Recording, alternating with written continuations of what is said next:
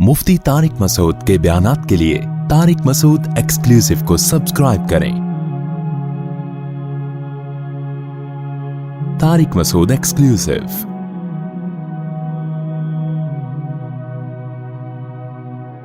मूसा अलैहिस्सलाम को जो कौम मिली, वो कौम में कुछ लोग तो अच्छे थे मगर अक्सर क्या थे, नालायक। गुलामी की वजह से ना नालायक बन गए, बहुत तंग किया। तो अल्लाह हमें बनी इसराइल के वाक़यात बताता है।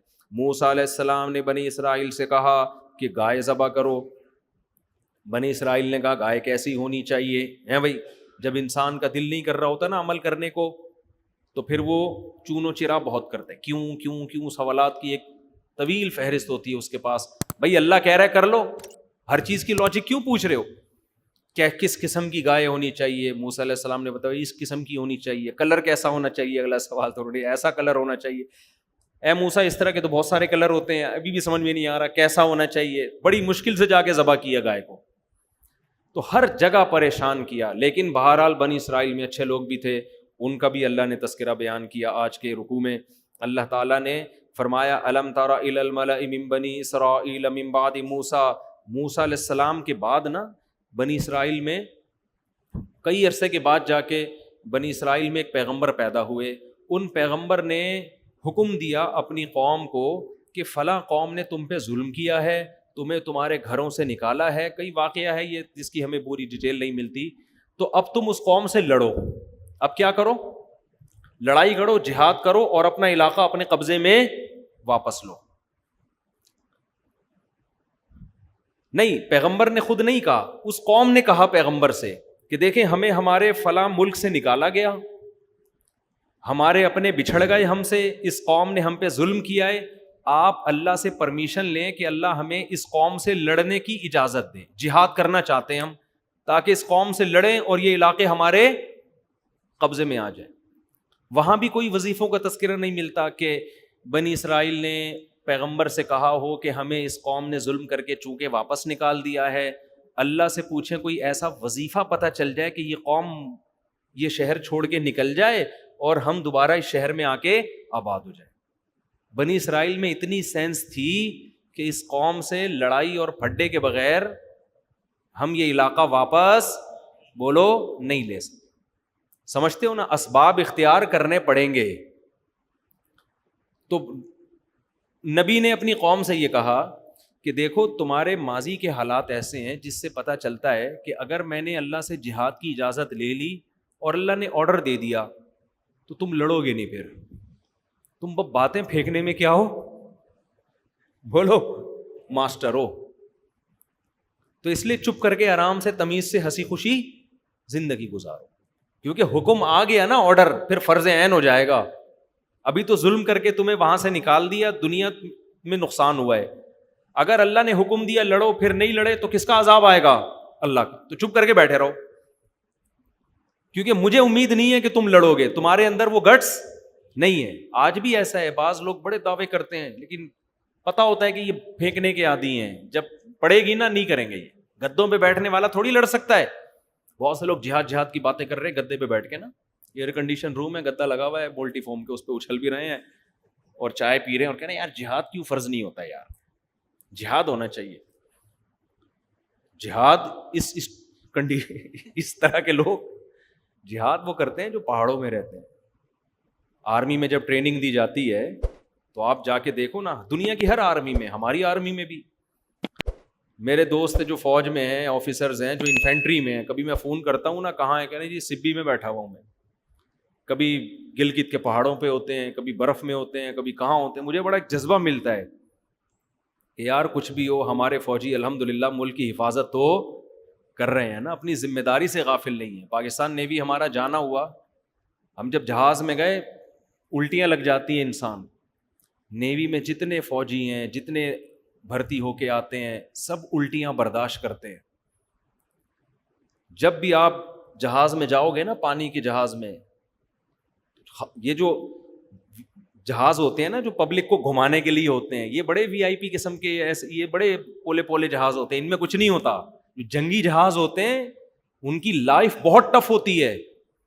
تو نیوی میں جا کے دیکھو آپ, سمندر میں ایسے سر چکراتا ہے, ایسے الٹیاں. میں نے وہاں پھر فوجیوں سے انٹرویو لیے, ان میں آفیسرز بھی ہیں, کمیشن آفیسرز بھی ہیں, کہتے ہیں زیادہ الٹیاں لگتی ہیں تو پھر خشکی پہ لے جاتے ہیں, پھر واپس لے آتے ہیں, پھر الٹیاں لگتی ہیں, الٹیوں کی گولیاں کھاتے ہیں, پھر جب مرنے لگتا ہے بندہ تو کہاں بھیج دیتے ہیں, خشکی پہ. اسی میں زندگی گزرتی ہے, اسی میں زندگی. تو میں نے آ کے حدیثیں دیکھی, کیا نبی صلی اللہ علیہ وسلم نے سمندر کے جہاد کی کوئی فضیلت بیان کی ہے؟ کیا زبردست. حالانکہ ہمارے نبی نے کبھی سمندر پہ لڑائی نہیں لڑی, آپ کے دور میں کبھی نوبت نہیں آئی, مگر پیغمبر کا ویژن دیکھو. آپ کو پتا تھا کہ سمندر پہ لڑے بغیر میری امت دنیا میں اسلام غالب نہیں کر سکتی, میری امت کو سمندر میں لڑنا پڑے گا. اس لیے آپ صلی اللہ علیہ وسلم نے فرمایا, مجاہد کے بارے میں صحیح حدیث ہے کہ جو اللہ کی راہ میں سمندر میں لڑتا ہے اس کا سر چکراتا ہے, اللہ نے اس کے لیے دگنا اجر رکھا ہے.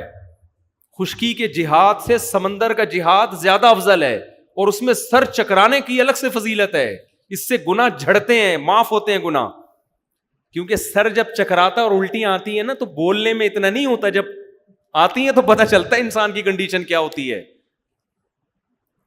تو اللہ تعالیٰ نے بنی اسرائیل کے جو تھے نا, ان پیغمبر نے کہا کہ تم باتیں کر رہے ہو لڑیں گے, لیکن تمہارے کام لڑنا بھڑنا بولو ہے نہیں. بیٹھو, میں اپنے الفاظ میں بیان کر رہا ہوں, آرام سے یہاں ہنسی خوشی زندگی گزارو, شادیوں کو فوکس کرو فی الحال, تم پیداوار بڑھاؤ.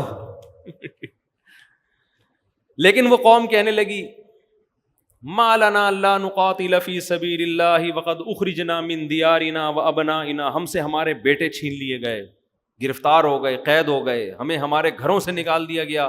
بھلا جہاد فرض ہوگا تو ہم کیوں نہیں لڑیں گے؟ لڑیں گے, آپ اللہ اس کے آرڈر تو لے کر آئے.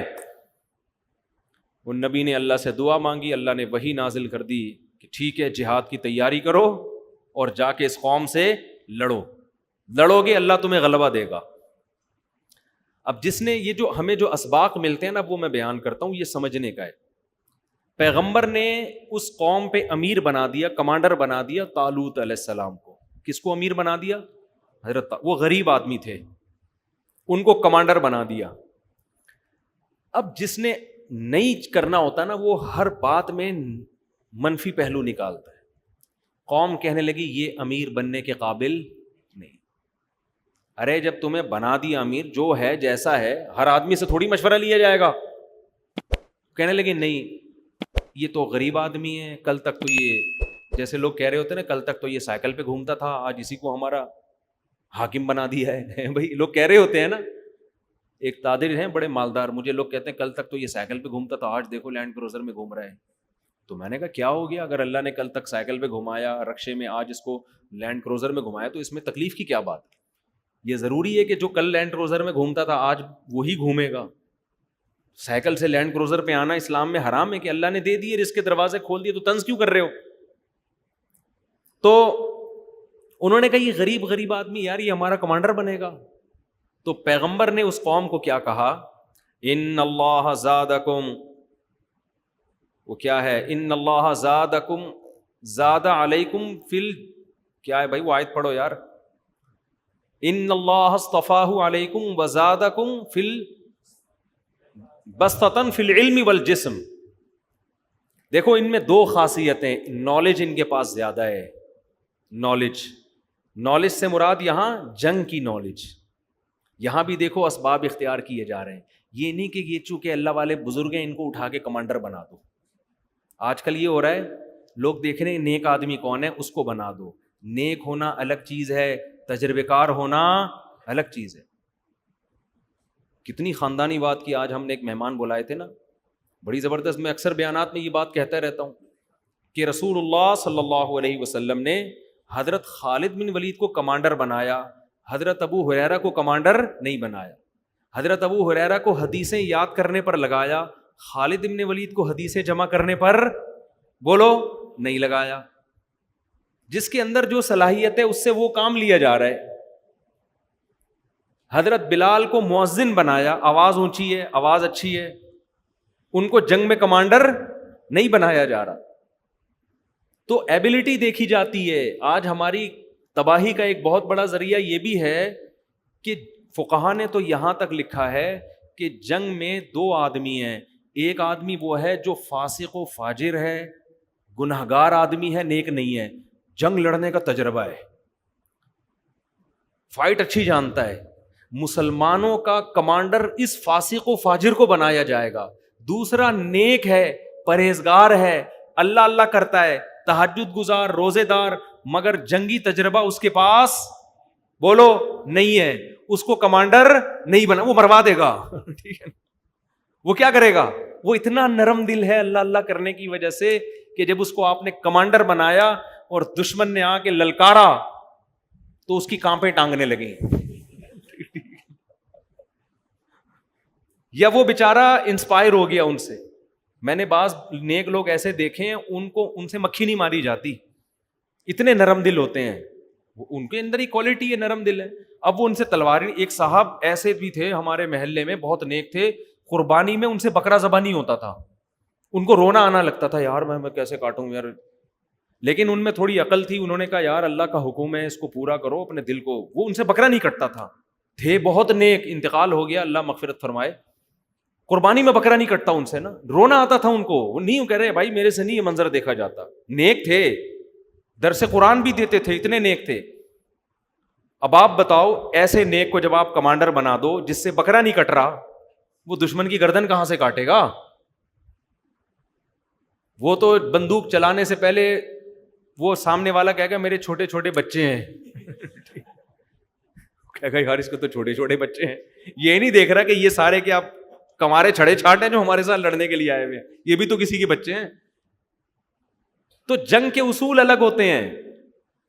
تو خیر نبی نے کیا کہا کہ دیکھو یہ جو طالوت ہے نا, اللہ نے ان کو نالج دی ہے, جنگ لڑنے کا تجربہ, جنگی امور. نقشے بھی محمد بن قاسم کے بارے میں تاریخ کی کتابوں میں ہے کہ سندھ کا نقشہ ایک دفعہ اس نے دیکھا ہے ایسے, اور اس نقشے کو دماغ میں انسٹال کیا اور کہاں پہنچا؟ دیبل کے راستے سندھ پہنچا ہے وہ. کیونکہ اتنے لمبے لمبے صحرا اور سمندر عبور کرنا آسان کام نہیں تھا. اس کے لیے کھوپڑی, پہلے گوگل میپ تھوڑی تھا, آپ کے دماغ کو گوگل میپ والا کام کرنا چاہیے تھا. اب آپ نے ایسے کن ذہن آدمی کو نقشہ پکڑا دیا کہ دیبل جانا ہے بھائی, وہ پوری رات بیٹھا ہوا کہ یار یہ ادھر سے ٹرن ماروں گا, ادھر سے بصرہ آ رہا ہے, بصرہ سے لیفٹ پہ ٹرن ماروں گا تو کوفہ آ رہا ہے, کوفہ سے جب ادھر کو نکلا ابے بھائی میری کھوپڑی کام نہیں کر رہی. پتا چلا دیبل کو فتح کرنے نکلے تھے, نکل گئے افغانستان. وہی میں لطیفہ سناتا ہوں نا کہ ایک آدمی جو تھا, پہلے یہ ایجنٹ نہیں ہے, ٹریول ایجنٹ, یہ لوگوں کو پیسے دے کے نا ادھر لانچ میں بٹھا کے کبھی دبئی کبھی قطر کہاں کہاں بھجواتے تھے. اس میں فراڈی بہت ہوتے تھے. تو ایک آدمی نے ٹریول ایجنٹ کو پیسے دیے کہ مجھے مسقط جانا ہے. اس نے گھما کے نا, سمندر میں جانے کے بعد پتہ نہیں چلتا کدھر آ گیا آدمی, گھما کے ادھر گوادر پہ اتار دیا اس کو, ساحل پہ. پہلے گوادر آباد بھی نہیں تھا, اب یہ گوادر میں گھوم رہا ہے, یہ سمجھ رہے مسقط ہے. اس کو بھائی اب تو خود جا. اس کو بندہ نظر آیا ریگستان میں, اس نے پوچھا یار تمہیں پتہ ہے کہ مسقط کدھر ہے؟ تو پتہ نہیں, میں تو خود قطر میں گھوم رہا ہوں بھائی. مجھے تو پتہ نہیں میں خود کہاں ہوں, قطر میں گھوم رہا ہوں. تو جس کو سمندر میں ستارے پڑھنے نہیں آتے, راستوں کا پتہ نہیں ہے, وہ کمانڈ کرے گا. اور بعض لوگ ایسے کن ذہن ہوتے ہیں, ان کو سمجھاؤ پھر بھی. فوج میں کمیشن آفیسر کے لیے ISSB کا ٹیسٹ ہے. اس کی ایک بہت بڑی وجہ یہ ہے کہ اس کی کھوپڑی کام کرتی ہے کہ نہیں کرتی ہے. ٹھیک ہے نا, کمانڈ کرے گا تو اس کے لیے کیا چاہیے؟ کھوپڑی چاہیے. مروا نہ دے کہیں. اس کو بولا تھا بھائی کارگل جانا ہے اور یہ کہاں نکل لی ہے؟ چترال کی طرف نکل لی ہے یہ. خیر ان کو وہی قطر میں چھوڑے بھی بہت لمبا, پھر وہ بیان کا سارا رخ ہی چینج ہو جاتا ہے. تو حضرت ان پیغمبر نے کیا کہا کہ غریب ہیں لیکن دو کوالٹی ہیں. نمبر ایک علم. علم کیا ہے؟ نالج, جنگوں کا تجربہ, نقشے پڑھنا, یہ سب چیزیں ان میں تم سے زیادہ ہیں. دوسری چیز جسم, صحت مند بھی ہیں. تجربہ تو آپ کے کمانڈر کے پاس بہت ہے مگر کمانڈر نہیں ہے, اتنا سا ہے, وہ آدھا نظر آ رہا ہے آدھا نہیں. اسے دیکھ کے موٹیویشن ہی نہیں ملتی آدمی کو. کمانڈر جب خود آگے آگے ہوتا ہے, فوجیوں کو ایک موٹیویشن ملتی ہے کہ یار یہ لڑ رہا ہے تو ہم بھی لڑیں گے. یہ انسان کی نا پرسنالٹی کا بڑا فوج میں بڑے دیکھو گورے نے نا, گورا بڑا ہوشیار ہے, گورے نے فوج میں کچھ ایسے جو ہمارے ملک میں بھی فالو کر رہے ہیں, گورے نے بڑی کچھ چیزیں بڑی خاندانی کی ہیں, اور یہ نبی صلی اللہ علیہ وسلم کا اصول ہے. ہمارے نبی صلی اللہ علیہ وسلم فوج میں کمانڈر بناتے ہوئے یا کسی دوسرے ملک کا سفیر بناتے ہوئے جسمانی پرسنالٹی بھی دیکھا کرتے تھے.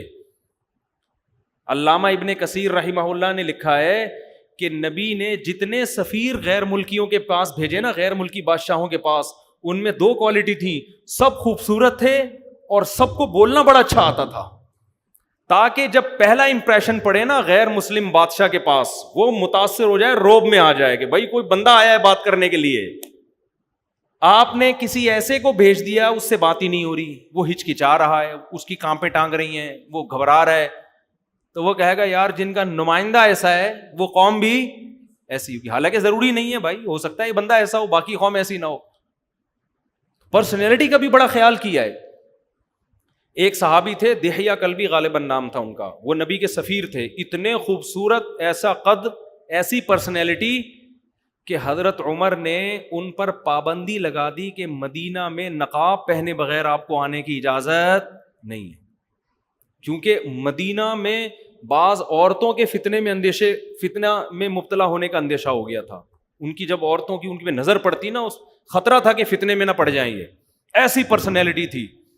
تو جب وہ مدینہ میں آتے منہ ڈھانپ کے آتے کرتے, اندازہ لگاؤ کیا جب یہ پرسنالٹی بادشاہوں کی آنکھوں میں آنکھیں ڈال کے بات کرتی ہوگی, بادشاہ بھی کہتے ہوں گے بھائی کوئی قوم ہے جس کا نمائندہ آیا ہے. تو اسی وجہ سے فوج میں کمیشن آفیسر کی پرسنالٹی بھی دیکھی جاتی ہے. میں جب برما گیا نا, وہاں میں فوجی آفیسرز تو بہت ہوتے ہیں, گھوم رہے ہوتے ہیں, میں ان سے ملا تو پھر ہمیں اپنے فوجی یاد آئے. یار ہمارے فوجی کیسے ماشاءاللہ لمبے تڑنگے چوڑے ہوتے ہیں نا, پاکستان آرمی میں تو دیکھا ہوگا آپ نے, اور وہ واگا بارڈر پہ دیکھ لو. تو یہ جب میں نے برما کے دیکھے نا, اتنے سے ساشے گھوم رہے تھے فوجیوں کے, تو جب آدمی کمپیئر کرتا ہے نا تو پھر اپنی فوج کی قدر ہوتی ہے. میں نے کہا یار ہمارے تو بڑے ایک قداور ہوتے ہیں, ایسی پرسنالٹی ہوتی ہے, ان کو تو دیکھ کے دل چاہ رہا ہے گرفتاری دے دو ان کو, بلکہ ان کو گرفتار کر لو, یہ ایک فرق پڑتا ہے. تو خیر ان پیغمبر نے کیا کہا, زادکم بسطۃ فی العلم والجسم, اللہ نے ان کو جسامت بھی دی ہے, پرسنالٹی بھی دی ہے اور نالج بھی. تو پیسہ سب کچھ نہیں ہوتا. بہرحال جب گھنٹوں قوم کا بٹھا کے سمجھایا ہے تو قوم نے مان لیا کہ جی ہمارے امیر ہیں. اب کیا ہوا, تو جو طالوت علیہ السلام تھے انہوں نے جب فوج کو لے کے چلے ہیں, تو چونکہ مجاہدین کی تعداد بہت تھوڑی تھی اور دشمن کی تعداد بہت زیادہ, تو اب اسباب کی دنیا میں فتح ہونے کا امکان نہیں تھا. ایسے موقع پہ لڑنا جائز نہیں ہے, لیکن اللہ نے چونکہ مدد کا وعدہ کیا تھا وحی کے ذریعے, تو لڑنا کیا ہو گیا تھا, فرض ہو گیا تھا. جب اللہ نے وعدہ کر لیا, جب اللہ اگر ایک کو بھی لاکھوں سے لڑوا دے, تو جب اللہ حکم دے تو پھر تھوڑی دیکھا جائے گا کہ اسباب ہیں یا نہیں. نارملی شریعت نے حکم دیا ہے کہ اگر آپ کے پاس لڑنے کی طاقت نہیں ہے تو آپ لڑائی کا پنگا بولو نہ لیں. یہ جہاد نہیں ہے کہ ہے کچھ بھی نہیں اور پھٹ جاؤ, یہ کر دو وہ کر دو. یہ ہمیں نبی کی سیرت سے نہیں پتہ چلتا. تو پھر کیا ہوا ہے کہ جب وہ, تو اب اسباب کی دنیا میں کمزور تھے, تو اب اللہ نے ان کو حکم دیا, حضرت طالوت کو کہا کہ میں آپ کی قوم کو آزماؤں گا, ان کو شدید پیاس لگے گی, جب اسباب نہیں ہے تو تقوی کی بیس پہ لڑیں گے نا اب تو اب میں ان کے تقوی کا امتحان لوں گا.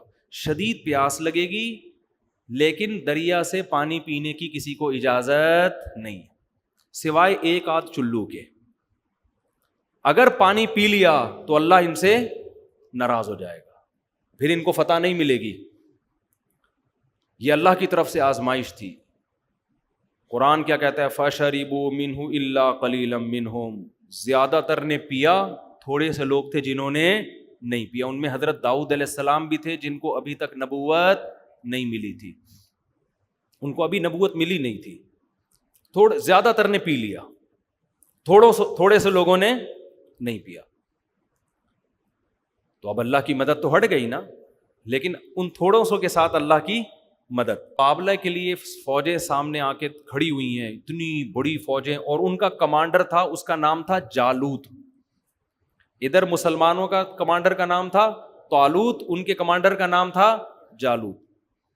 تو جنہوں نے پانی پیا تھا نا, انہوں نے اتنا بڑا لشکر دیکھ کے اپنے کمانڈر سے کہا لا طاقت لنا اليوم بجالوت وجنودی, جالوت اور اس کے لشکر سے لڑنے کی ہم میں طاقت نہیں ہو سکتا بھائی, ہمتیں پست. آپ کو پتہ ہے کسی فوج کی ہمت لڑائی سے پہلے پست ہو جائے, وہ پاورفل ہونے کے باوجود بھی فتح نہیں. ہمارے حضرت نے یہاں لکھا ہے کہ دیکھو اس سے پتہ چلتا ہے کہ جو اللہ کی راہ میں لڑنے والے لوگ ہیں نا, ان کے لیے گناہ کرنا بہت خطرناک ہے. گناہ کرنے سے ہمتیں کیا ہو جائیں گی؟ پست. گناہ کرنے سے پھر لڑائی کی موٹیویشن نہیں ملتی آپ کو. پھر یا تو آپ کے پاس پاور اتنی ہو کہ آپ کو پتہ ہے یہ تھوڑے سے لوگ ہیں, اڑا دوں گا میں ان کو. برابر کبھی مقابلہ ہوگا نا. اگر مسلمان گناہ کر رہا ہے, آپ کی فوج میں مجاہدین میں گناہ کرنے والے لوگ ہیں, آپ کی ہمتیں پست ہو جائیں گی. یہی ہوا اس قوم کے ساتھ, ان کی ہمتیں کیا ہو گئیں؟ پست. جنہوں نے پانی پیا تھا, جنہوں نے نہیں پیا تھا ان کی ہمتیں پست نہیں ہوئی. وہ اپنی قوم کو سمجھا رہے ہیں کم من فئۃ قلیلۃ. دیکھو بہت دفعہ ہسٹری اٹھا کے دیکھو ایسا ہوا ہے, بہت تھوڑی اور کمزور جماعتوں نے بڑی بڑی طاقتور جماعتوں کو اللہ کے حکم سے شکست دی ہے. جب ہم اللہ کے حکم پہ آئے ہیں تو اللہ ہمیں رسوا نہیں کرے گا, اللہ ہمیں فتح دے گا. تو قرآن کہتا ہے پھر جب لڑائی شروع ہوئی ہے نا, تو اتنا بڑا یہ تو بھاگ گئے پتلی گلی سے. یہ جو جنہوں نے پانی پیا تھا نا, ان کی ہمتیں پست, اور یہ پتلی گلی سے نکل گئے. اب جو تھوڑے سے لوگ بچے ہیں ان کی آزمائش ڈبل ہو گئی کہ نہیں ہو گئی؟ تو اور آزمائش ہے بھائی. آپ کے اپنے لوگ بھاگ گئے, ان کو تو اللہ نے کیا سزا دی ہوگی اس کا قرآن میں تذکرہ نہیں ہے. حدیث قرآن میں تو یہ پتہ چلتا ہے کہ جو میدان جنگ سے بھاگتا ہے تو بہت بڑا عذاب ہے اس کے لیے قیامت کے دن. اس پر اللہ کا غضب ہے, اس پر اللہ کی لعنت ہے, کیونکہ وہ خود نہیں بھاگ رہا, وہ دوسروں کا جذبہ بھی خراب کر رہا ہے. وہ اتنا بڑا جرم ہے میدان جنگ سے بھاگنا. جو اکبر الکبائر ہے نا, اکبر الکبائر, ان اکبر الکبائر میں علماء نے میدان جنگ سے بھاگنے کو لکھا ہے کہ اگر آپ میدان جنگ میں اپنے ساتھیوں کو اکیلا چھوڑ کے بھاگ جاتے ہیں, ڈٹنا ہے آپ نے, وہاں پہ رہنا ہے. تو وہ تھوڑے سے لوگ تھے, ان میں حضرت داؤد بھی تھے جن کو نبوت نہیں ملی تھی. تو قرآن کہتا ہے کہ جب لڑائی شروع ہوئی ہے تو یہ تھوڑے سے مجاہدین نے اللہ سے دعا مانگی. کیا دعا مانگی؟ وہ دعا پڑھتے ہوئے بڑا مزہ آتا ہے. ربنا افرغ علینا صبرا وثبت اقدامنا وانصرنا علی القوم الکافرین. اے اللہ ہم پہ صبر انڈیل دے.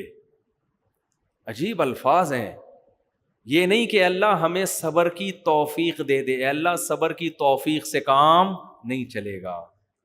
انڈیلنا کسے کہتے ہیں عربی میں؟ فراغت سے یہ لفظ نکلا ہے, فراغت, افراغ. فراغت کسے کہتے ہیں؟ کسی چیز کو کسی چیز سے فارغ کر دینا. بالٹی میں جب پانی ہوتا ہے نا, تو جب آپ یوں کر کے انڈیلتے ہیں تو وہ پانی سے 2 منٹ میں کیا ہو جاتی ہے؟ فارغ. اس لیے انڈیلنے کے معنی میں افراغ کا لفظ آتا ہے, افرغ, انڈیل. ایک ہوتا ہے پانی پائپ سے ڈالنا, اس میں تھوڑا پانی آتا ہے. ایک ہوتا ہے پانی کا چھڑکاؤ کرنا. سب سے زیادہ پانی کب آتا ہے؟ جب آپ بالٹی لے کے کسی کے سر پہ انڈیل دیں. گویا وہ سب مجاہدین دعا مانگ رہے ہیں, اے اللہ اتنی بڑی قوم سے ہماری لڑائی ہے, تھوڑا بہت صبر نہیں چاہیے, ہم بھاگ جائیں گے, ہمارے قدم اکھڑ جائیں گے, ہم نہیں لڑ سکتے, ہم اپنی طرف سے پوری ہمت کریں گے, لیکن تو نے ہمیں توفیق دینی. اور کیا توفیق دینی ہے؟ افرغ علینا صبرن, بالٹیاں صبر کی بھر بھر کے ہمارے اوپر انڈیلنا شروع کر دے. یہ تو جن لوگوں نے جنگ کا منظر دیکھا ہے نا, ان کو پتا ہے کہ دشمن طاقتور ہو تو میدان جنگ میں ٹکنا آسان کام نہیں ہوتا. لاشیں لوگ اٹھا رہے ہوتے ہیں اپنے یاروں کی, کسی کا ہاتھ ٹوٹ رہا ہے, کسی کے چیتھڑے اڑ رہے ہیں, کسی کی آنکھ ضائع ہو رہی ہے, کسی کے پاؤں وہاں پڑے ہوئے ہیں. جب دھماکے ہوتے ہیں نا, یہ آسان کام تھوڑی ہوتا. پہلے تو دو بدو تلواروں سے لڑائی ہوتی تھی, اتنی طاقتور قوم کے مقابلے میں جب آ کے کھڑے ہوئے تو اللہ سے دعا مانگ رہے ہیں، اللہ ہم تو لڑیں گے لیکن ہم اپنی طاقت پہ ہمیں اور اپنی ہمت پہ ہمیں ناز نہیں ہے، تو کیا کر، افرغ علینا صبرن، صبر کی بالٹیاں بھر بھر کے ہمارے اوپر انڈیل دے، وثبت اقدامنا، اور ہمارے قدموں کو جما دے زمین کے اوپر، پیچھے نہ پلٹنے پائیں ہم، کچھ بھی ہو جائے، وانصرنا علی القوم الکافرین، اور یہ لوگ جو تیرے منکر ہیں، یہ تجھے نہیں مانتے ہیں، ہم تو تجھے مانتے ہیں، تو ان کے کفر کا بھی واسطہ دیا جا رہا ہے، اپنے ایمان کا بھی واسطہ دیا، اے اللہ یہ تیرے ماننے والے نہیں ہیں، یہ تیرے آرڈر پہ ہم سے نہیں لڑ رہے، اور ہم ان سے جو لڑ رہے ہیں کس کے آرڈر پہ؟ تیرے آرڈر پہ لڑ رہے ہیں، تو آج ہم تجھے اس کا بھی واسطہ دے رہے ہیں کہ ہم تیرے ہیں اور یہ تیرے نہیں ہیں۔ قرآن کیا کہتا ہے؟ فَهَزَمُوهُمْ بِإِذْنِ اللَّهِ، عربی میں فا کا لفظ آتا ہے فوراً جب کوئی کام ہوتا ہے نا، فوراً، انہوں نے ایسی ہمت دکھائی، اوپر سے اللہ نے فرشتوں کو حکم دیا کہ صبر کی بالٹیاں بھر بھر کے ان کے اوپر انڈیلو، پھینکو، اور ان کے قدموں کو میخوں سے زمین میں ٹھوک دو، پیچھے نہ اکھڑنے پائیں۔ یہ تو تشبیہات ہیں، تو قرآن کیا کہہ رہا ہے؟ ایسی ہمت سے لڑے ہیں، فَهَزَمُوهُمْ بِإِذْنِ اللَّهِ، اللہ کے حکم سے اتنی طاقتور جماعت کو شکست دے دی۔ اور جو ان کا سب سے بڑا کمانڈر تھا نا، طالوت، دیکھو جب بڑی بہادری کی جنگ ہوتی ہے تو ہر آدمی چاہتا ہے کہ کریڈٹ مجھے ملے، کام مجھے کچھ بھی کرنا نہ پڑے۔ جو 2 نمبر لوگ ہوتے ہیں نا، وہ یہ چاہ رہے ہوتے ہیں نام ہمارا ہے، تصویریں کھنچوانے سب سے آگے آ جائیں گے، ٹھیک ہے، صحیح دیکھا ہوگا آپ لوگوں نے۔ لیکن جن کو اللہ کی رضا کی فکر ہوتی ہے وہ ان چیزوں کی پرواہ نہیں کرتے۔ تو قرآن کہتا ہے ان لڑائی کرنے والوں میں جو تھوڑے لوگ، ایک تو بنی اسرائیل ویسے نالائق، پھر جو لڑنے کے لیے آئے وہ اور تھوڑے، ان میں سے بھی زیادہ تر بھاگ گئے، تو جو تھوڑے سے بچے ہوں گے وہ کتنے مقدس لوگ ہوں گے کہ نہیں ہوں گے؟ اور ان تھوڑوں سو میں بھی بہت سو کی کوشش تو یہ ہوگی کہ بھائی اس جنگ میں بس کسی طرح ہمیں فتح مل جائے، یہ بھی غنیمت ہے۔ لیکن جس کا یہ جذبہ ہوگا کہ فتح نہیں، میں وہ کام کر کے جاؤں گا جو کسی نے نہیں سوچا، وہ کیا ہے؟ ان کا جو سب سے بڑا کمانڈر ہے نا جالوت، میں اس کو قتل کروں گا۔ یہ کتنا بڑا جذبہ ہوگا کہ نہیں ہوگا؟ یہ جذبہ کس میں تھا؟ حضرت داؤد میں۔ قرآن کہتا ہے وَقَتَلَ داؤد جالوت، داؤد علیہ السلام نے تو تعاقب کیا، کیونکہ جالوت کے ارد گرد سب سے زیادہ بہادر لوگ تھے، وہ خود بھی بڑا بہادر، تو داؤد علیہ السلام نے ایسی مہارت سے لڑائی کی ہے کہ جا کے جالوت کو قتل کر دیا۔ یہ وظیفوں کی بیس پہ نہیں ہوا، اس کے لیے تیاری تھی، ٹریننگ تھی۔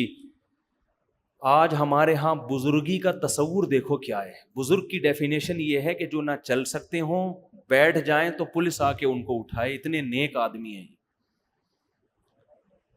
سمجھ رہے ہو؟ اتنے نیک ہیں، حضرت لیٹتے ہیں اٹھ ہی نہیں پاتے، اتنے نیک، چل ہی نہیں سکتے۔ میں تو کوئی بزرگ نہیں ہوں بھائی، میں تو بہت ہی گناہگار آدمی ہوں، اب تو میں تھوڑا سست ہو گیا۔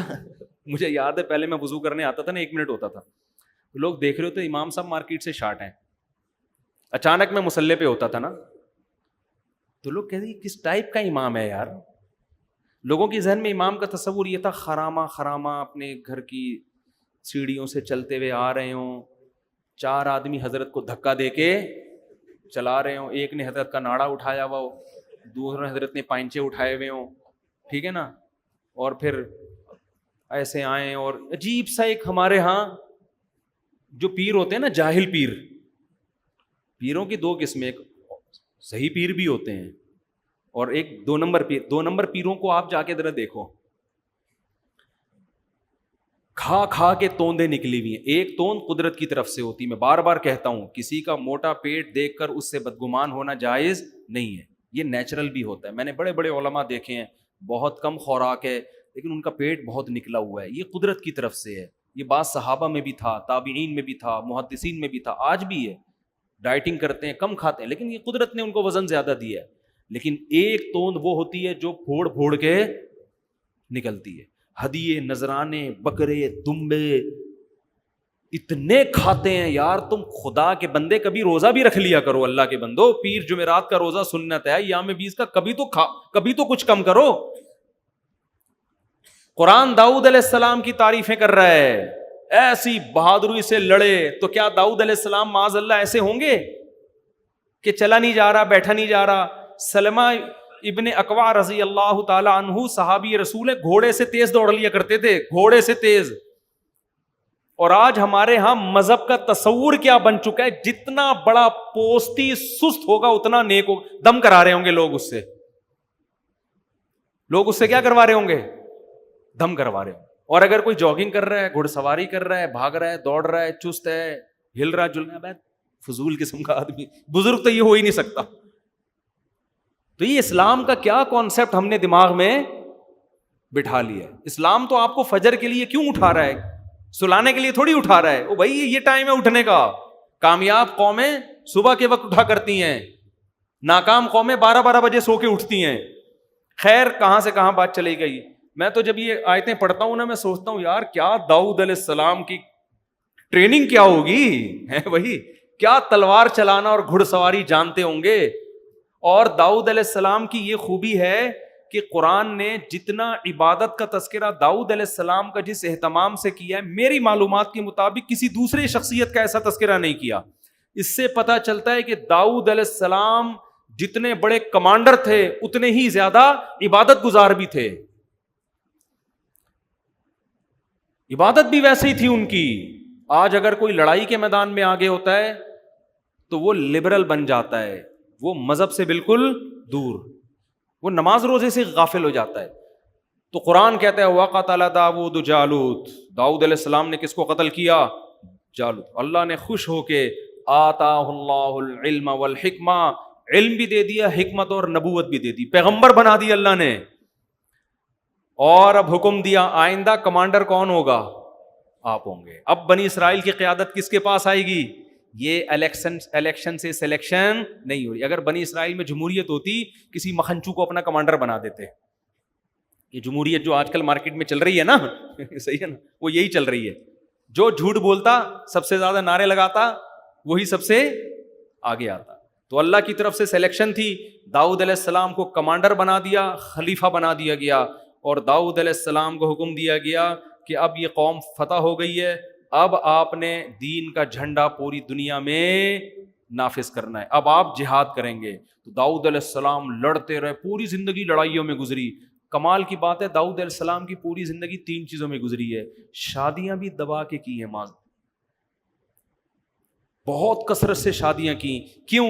نسل کثرت سے پیدا ہو. کیونکہ جنگوں میں جب اتنے لوگ شہید ہوں گے, یہ اگر آپ کی گروتھ ریشو بڑھے گا نہیں تو آپ کی قوم سمٹ کے کیا ہو جائے گی؟ ختم. پاکستان آرمی میں جو جوان اتنی کثرت سے ہے نا, مجھے ایک نیوی کے بہت بڑے کمانڈر نے یہ بات بتائی کہ امریکہ اور یورپ کو اپنی آرمیوں میں اپنی قوم کے جوان بھرتی ہونے کے لیے نہیں ملتے. نہیں آ رہی بات؟ ان کو کرائے پہ دوسری قوموں کے لوگ اپنی آرمی میں بھرتی کرنے پڑتے ہیں. کسی دوسری قوم کا آدمی آپ کی قوم کے لیے اس جذبے سے نہیں لڑے گا, وہ تو کرائے پہ آیا ہے نا. امریکہ اور ان قوموں میں اتنے لوگ نہیں ہیں, جبکہ انہوں نے کہا ہمارے پاکستان میں کیا ہے, لائن لگی ہوئی ہوتی ہے سلیکشن کے لیے. ہر آدمی کہتا ہے مجھے بھرتی کرو, دوسرا کہتا ہے مجھے بھرتی. یہ کیوں ہے؟ گروتھ ریشو زیادہ ہے. اگر یہ 2 بچوں پہ آ گئے نا ہم, تو یہ فیسلٹی ہماری کیا ہو جائے گی؟ ختم. عسکری لحاظ سے کمزور پڑ جائیں گے. تو داؤد علیہ السلام نے کثرت سے, اس زمانے میں 4 سے بھی زیادہ شادیوں کی اجازت تھی. خواتین سے معذرت کے ساتھ اوپر بیان سن رہی ہیں, بولیں گے پھر آ گیا. اب کیا کریں, داؤد علیہ السلام نے کی تھی تو میرا کیا قصور ہے اس میں؟ داؤد علیہ السلام نے بہت کثرت سے شادیاں کی, بہت کثرت سے. یہ تمام آسمانی کتابوں میں اس کا تذکرہ ملتا ہے. 3 کام کثرت سے. ایک لڑائی. پھر اللہ نے خوش ہو کے نا آپ کے ہاتھ میں لوہے کو نرم کر دیا کہ اب آپ لوہا جدھر چاہیں گے مڑ جائے گا. آپ زرہیں بنائیں. قرآن کہتے ہیں وقدر فی السرد, جنگی ٹوپیاں بنائیں. داؤد علیہ السلام خود اپنے ہاتھ سے جنگی ٹوپیاں بناتے تھے اور جنگی لوہے کے لباس بناتے تھے, تلوار اس پہ اثر نہ کرے. اسباب اختیار کر رہے ہیں. اور پھر قرآن ان کی عبادت کا تذکرہ کرتا ہے. یا جبال اوبی معہ والطیر, اے پہاڑوں, داؤد جب اللہ کی تسبیح کریں, لا الہ الا اللہ پڑھیں, تو اے پہاڑوں تم بھی داؤد کے ساتھ اس تسبیح میں شریک ہو جاؤ. اور قرآن داؤد علیہ السلام کے بارے میں ایک اور بات کہہ رہا ہے, فصل الخطاب, بہترین بات کرنے کا، تقریر کرنے کا ملکہ عطا کیا. جب تقریر کرتے، بیان کرتے، خطابت کے جوہر دکھاتے، لوگوں پر ایک جادو جو ہے نا، وہ ایسے لوگ مبہوت ہو جایا کرتے تھے. ہمارے بہت سے لیڈر ہیں، بولتے ہیں، آدمی کہتا ہے تو بولنا کیا چاہ رہا ہے، تیرے منہ سے نکل کے آ رہا ہے. بولنا ہی نہیں آتا ہمارے اکثر لیڈروں کو. لیڈر میں ایک بہت بڑی کوالٹی کیا ہوتی ہے؟ اس کو بولنا، بولو، آنا چاہیے. بولنا ہی نہیں آ رہا ہوتا ہے. آدمی کہتا ہے یار یہ ہمیں سمجھا رہا ہے، اس کو خود سمجھ میں نہیں آ رہا ہے یہ بول کیا رہا ہے. ادھر ادھر کی پھینک رہے ہیں، ادھر کی پھینک رہے ہیں، وہ چور ہے، وہ فلانا ہے، وہ یوں ہے. خیر ابھی ہمیں اپنے لیڈروں کا وہ مقصد ہمارا وہ نہیں ہے. ہم تو داؤد علیہ السلام کی تعریفیں کر رہے ہیں. قرآن کہہ رہا ہے فصل الخطاب، اسپیکنگ پاور عطا کی ہم نے کس کو؟ داؤد کو. کمانڈر میں یہ ضروری ہے کہ جب وہ تقریر کرے تو لوگوں کے دل لرز جائیں، لوگوں کو موٹیویشن ملے.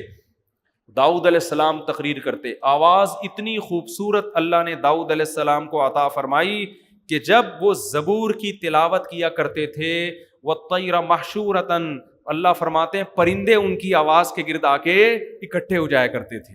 اتنی خوبصورت آواز میں تلاوت کرتے کہ پرندے اکٹھے ہو کے سنتے. پہاڑ ان کے ساتھ لا الہ الا اللہ کی صدائیں بلند کرتے. اور حدیث میں آتا ہے بہترین روزہ داؤد علیہ السلام کا روزہ ہے. پوری زندگی داؤد علیہ السلام نے کیسے گزاری؟ ایک دن روزہ اور ایک دن ناغا. ایک دن روزہ، ایک کنٹینیو کیوں نہیں رکھے؟ صحت خراب ہو جائے گی، آگے لڑنا بھی ہے. سمجھ رہے ہیں؟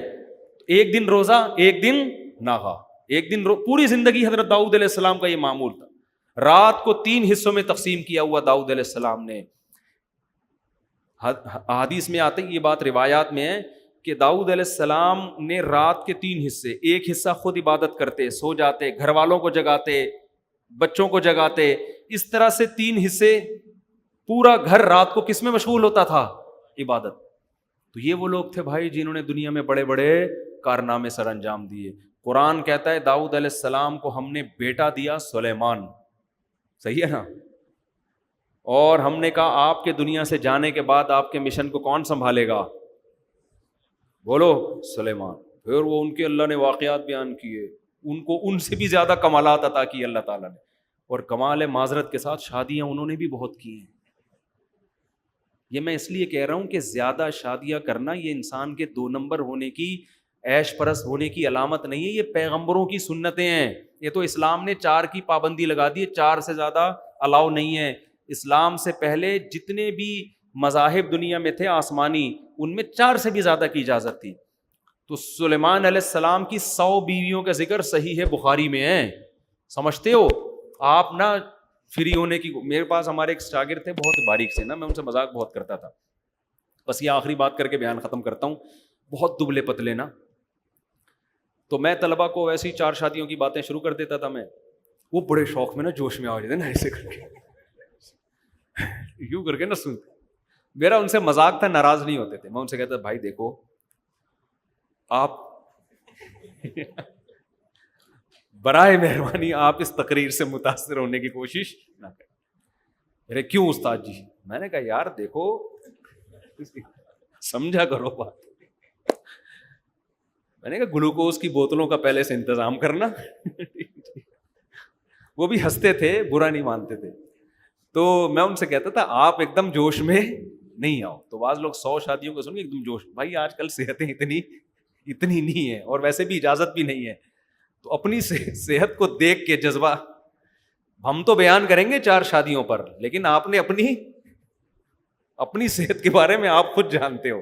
ایسا نہ ہو میرا بیان سن کے آپ کر لیں اور اس کے بعد کہیں یار یہ ایک عذاب میں ڈال مفتی صاحب نے ایک مصیبت میں ڈال دی ہے. مجھ سے لوگ پوچھ رہے ہوتے ہیں آ کے، جب دوسری شادی کا مشورہ دیتا ہوں نا میں. ایک دن ایک صاحب آئے، میں نے ان کو سمجھایا، کہہ رہے میں بیوہ سے کر رہا ہوں یہ وہ نا، پوری بات ہو گئی. پوچھنا چاہ رہے تھے، ان کے منہ سے نکل نہیں رہا تھا. پھر مجھے کہتے ہیں یار وہ ایک بات آپ سے کرنی ہے ذرا اکیلے میں. میں نے کہا آ جائیں بھائی، چھاؤں میں آ جائیں. کہہ رہے ہیں یار وہ خوراک ذرا بتا دیں گے کیا؟ میں نے کہا بھائی یہ روٹی کھاتے ہیں اور تو ہمیں کوئی خوراک معلوم. صبح پراٹھا کھا لیتے ہیں انڈے کے ساتھ، دوپہر کو روٹی، یہی ہے. اور تو حکیموں سے رابطہ کرو. تو کہاں سے کہاں بات چلی گئی میرے بھائی. تو داؤد علیہ السلام کہ پھر اللہ نے خلافت قائم کی. آج یہودی ڈیوڈ نام رکھتے ہیں نا داؤد علیہ السلام پر. ازبکستان ہمارا جانا ہوا, یہودی کہتے ہیں کہ وہاں داؤد علیہ السلام کی قبر ہے, مجھے نہیں پتا ہے یا نہیں ہے, لیکن یہودی بہت جاتے ہیں آج بھی وہاں. تو ہمیں بھی بتایا گیا قبر ہے, ہم تو نہیں گئے وہاں پہ, ہم نے کہا پتہ نہیں ہے بھی کہ نہیں ہے. تو لیکن یہ کہ یہودی کہتے ہیں, ازبکستان ہے نا رشیا کی آزاد ریاست, تو میرا سفر ہوا ہے وہاں پہ, اور تو وہ کہتے ہیں کہ داؤد علیہ السلام کی وہاں قبر ہے. یہودی بہت جمع ہوتے ہیں وہاں پہ, واللہ عالم ہے یا نہیں, اللہ ہی بہتر جانے. یقینی طور پر تو اللہ نے صرف نبی صلی اللہ علیہ وسلم کی قبر کو محفوظ کیا ہوا ہے. تو یہ واقعات ہیں بھائی, جس بہت سارے اور بھی مضامین تھے, پھر کل بیان کریں گے انشاءاللہ اس کو. ان واقعات سے ہمیں سبق کیا ملتا ہے کہ دیکھو ہمیں بھی ان لوگوں کی زندگی سے سبق حاصل کرنا چاہیے. سب سے پہلی اس میں جہاد کی اہمیت پتہ چلتی ہے, تو ہمیں اپنی فوج کو موٹیویٹ کرنا چاہیے. فوج کی اس طرح سے برائی کرنا کہ فوجیوں کا جذبہ ہی ختم ہونا شروع ہو جائے, یہ طریقہ کبھی بھی ٹھیک. کوئی عیب ہے بیان کرو, اصلاح کی کوشش کرو, لیکن یہ کہنا یہ ہیں ہی چور, یہ ہیں ہی ایسے, اس کا نقصان یہ ہوگا کہ جو آپ کے لیے لڑ رہا ہے نا میدان میں, اس کو موٹیویشن نہیں ملے گی. لوگ کہتے ہیں ہم ان فوجیوں کو تھوڑی کہتے ہیں, ہم تو ان کے افسروں کو کہتے ہیں. وہ بھائی جو ماتحت ہوتا ہے وہ اپنے افسروں ہی کے کہنے پہ آگے لڑ رہا ہوتا ہے. تو کبھی بھی اپنے ملک کے دفاع پہ سمجھوتا مت کرو. میں نہیں کہہ رہا یہ دودھ کے دھلے ہوئے لوگ ہیں, میں نہیں کہہ رہا, لیکن ایک مخالفت اعتدال سے, اتنا آگے مت بڑھو کہ افورڈ نہ کر سکو. سمجھ رہے ہو؟ تو جہاد کی اہمیت بھی اس سے پتہ چلتی ہے. دوسرا, اس میں جو ہمارے لڑنے والے فوجی ہیں ان کو یہ عبرت حاصل کرنی چاہیے, ہماری آرمی کو, ہماری نیوی کو, ہماری ایئر فورس کو, کہ اگر آپ نے اپنی فوج میں دین کا عنصر شامل نہیں کیا, مذہب کی موٹیویشن کو شامل نہیں کیا, لوگوں کو, فوجیوں کو لبرل بنانے کی کوشش کی, تو پھر اللہ کی فتح اور نصرت ہمارے ساتھ نہیں ہوگی. اللہ کی مدد ہمارے ساتھ جب ہوگی جب ہمارے فوجی نماز کی پابندی کریں گے, رمضان کے روزوں کی پابندی کریں گے, داڑھی کو برا نہیں سمجھیں گے, جب تلاوت کا معمول ہوگا اور اللہ رسول کی باتیں ہوں گی, اور ان آیتوں کو ان کے درس ہوں گے, تعلیم ہوگی, قرآن سیکھنے اور سکھانے کا معمول ہوگا, ہماری ہسٹری پڑھائی جائے گی, پھر فوج کو موٹیویشن. اور اگر آپ نے ہماری آرمی کو کیونکہ فوج میں ایسے لوگ موجود ہیں جو چاہتے ہیں فوج کو لبرل بنا دیں, وہ کہتے ہیں مولوی ہٹاؤ فوج سے, اور یہ داڑھی والے ہمیں پسند نہیں ہے, یہ نماز روزہ نہیں, لبرل.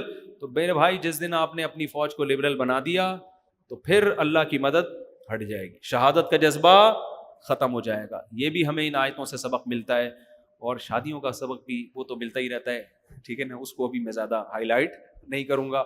اور عبادت کا بھی ملتا ہے کہ کیسے داؤد علیہ السلام کی عبادتیں, یہ جب داؤد علیہ السلام کا اصل ٹاپک آئے گا نا, وہاں اور تفصیل سے انشاءاللہ ہم بیان کریں گے. اللہ تعالی ہمیں سمجھنے کی, عمل کرنے کی توفیق عطا فرمائے. وما علینا الا البلاغ.